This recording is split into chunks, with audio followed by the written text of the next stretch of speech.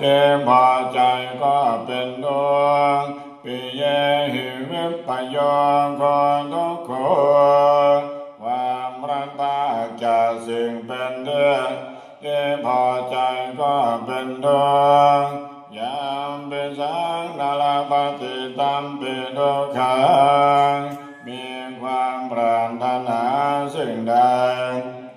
สิ่งนั้นก็เป็นดวงสังคิเต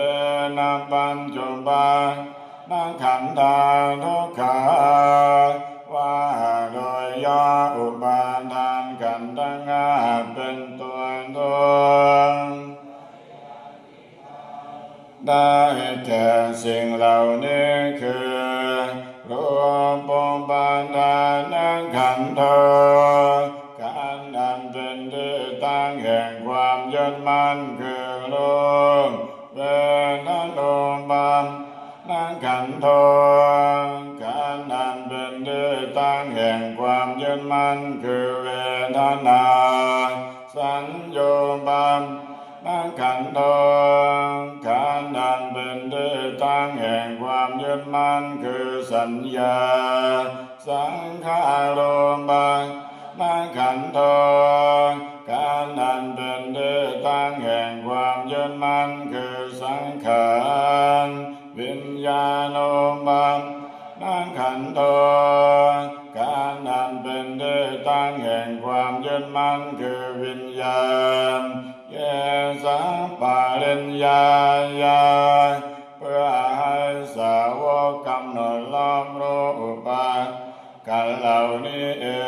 งตาลมโนโสมังกวาพระภาคเจ้านั้นเมื่อยังทรงพระชนอยู่เทวังโมรังสวนวิเนติย่อมทรงแนะนำสาวกทั้งหลายฉันนี้เป็นส่วนมากเท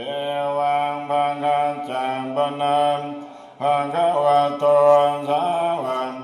สันโฆษาสะเนมะหุลาปวัตตติอันหนึ่งคำสั่งสอนของผู้มีพระภาคเจ้านั้นย่อมเป็นไปในสาวกทั้งหลายส่วนมากมีส่วนคือการจำแนกอย่างนี้ว่ารูปังอนิจจัง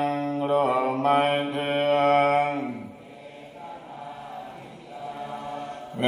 ทนาไม่เที่ยงสัญญาอนิจจังสัญญาไม่เที่ยงสังขารอนิจจังสังขารไม่เที่ยงวิญญาณังอนิจจังวิญญาณไม่เที่ยงรูปอนัตตารูปไม่ใช่ตัวตนเวทนาอนัตตาเวทนาไม่ใช่ตัวตนสัญญาอนัตตาสัญญาไม่ใช่ตัวตนสังขารอนัตตาสังขารไม่ใช่ตัวตนวิญญาณังอนัตตาวิญญาณไม่ใช่ตัวตนสัมเปสังขารานิจจาสังขารทั้งหลายทั้งปวงไม่เที่ยง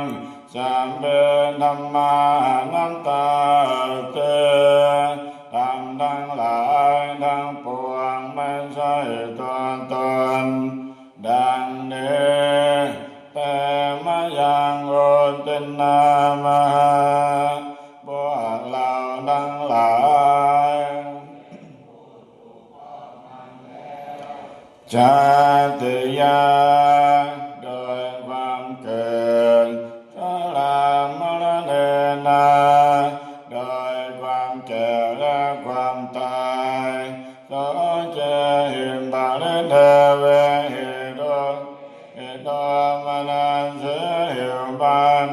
เสหิโดยความโศก ขความล้ำลายลำพันธ์ความ